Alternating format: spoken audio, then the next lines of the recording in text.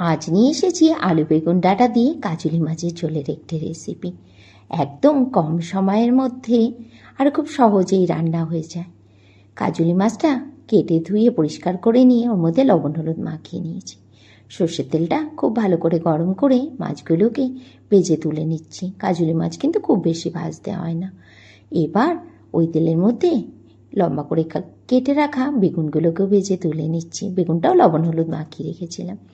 তারপরে কড়াইয়ের মধ্যে যে তেলটা ছিল ওই তেলের মধ্যে কালো জিরে ফোড়ন দিলাম একটা কুচনো পেঁয়াজটাকে একটু তেলের সাথে ভেজে নিয়ে দিলাম অল্প করে জল।